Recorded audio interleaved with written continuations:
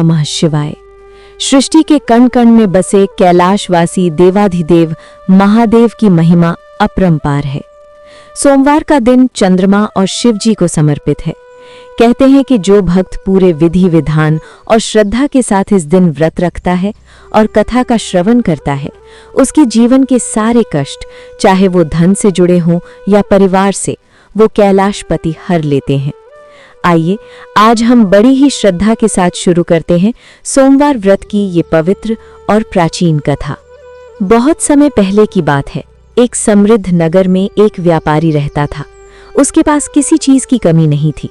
ऊंचे भवन, नौकर चाकर और अपार धन संपत्ति। लेकिन इतना सब होने के बाद भी उसके चेहरे पर हमेशा एक उदासी रहती थी। कारण यह था कि उसकी कोई संतान नहीं थी। वो हमेशा यही सोचता कि मेरे बाद इतनी बड़ी संपत्ति का वारिस कौन होगा। पुत्र प्राप्ति की इच्छा लेकर वो व्यापारी प्रत्येक सोमवार को भगवान शिव का व्रत रखता। वो सुबह जल्दी उठता, स्नान करके मंदिर जाता और शिव पार्वती की मूर्तियों के सामने बैठकर गहरी तपस्या करता। वो दीपक जलाता, बेलपत्र अर्पित करता और घंटों तक महादेव की भक्ति में लीन रहता।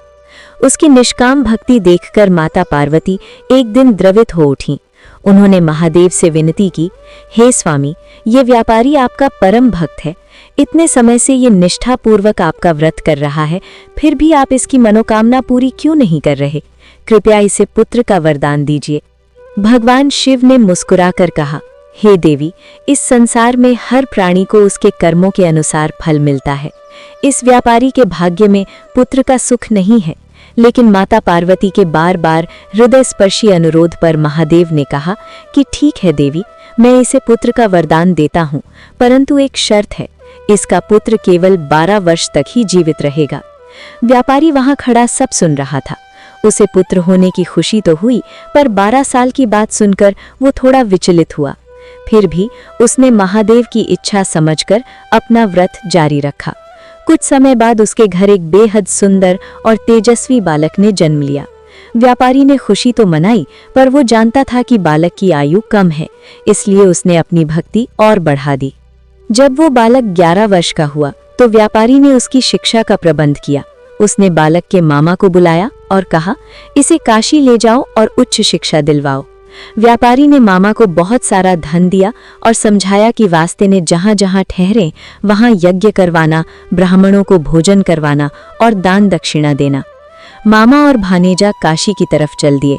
रास्ते में वो एक ऐसे नगर में पहुंचे जहां की राजा की बेटी का विवाह था। लेकिन एक समस्या थी। जिस राजकुमार से विवाह होना था वो एक आंख से काना था। राजकुमार के पिता ने जब व्यापारी के सुंदर बेटे को देखा तो उनके मन में एक पाप आया। उन्होंने सोचा कि क्यों ना इस बालक को दूल्हा बनाकर विवाह करवा दे और बाद में इसे धन देकर विदा कर देंगे। जबरदस्ती उस बालक को दूल्हा बनाकर विवाह मंडप में बिठा दिया गया। लेकिन वो बालक धार्मिक था।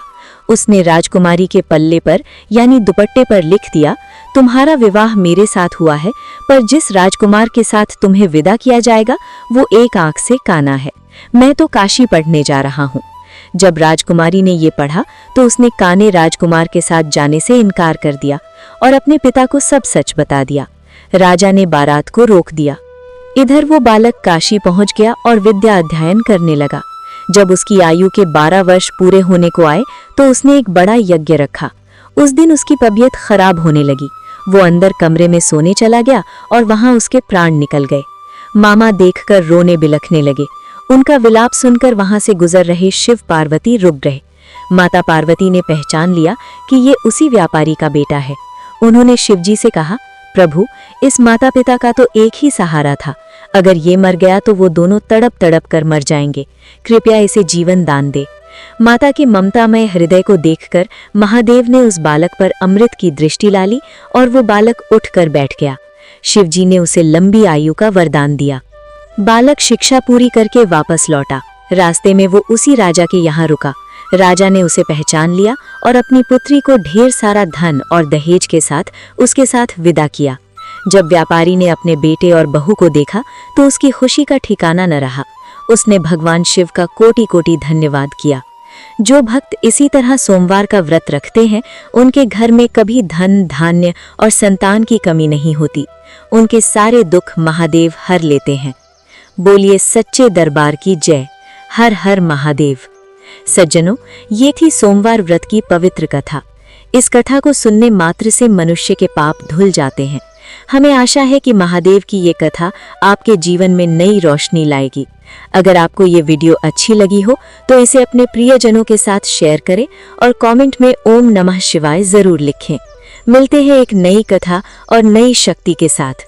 तब तक के लिए महादेव आपका कल्याण करें।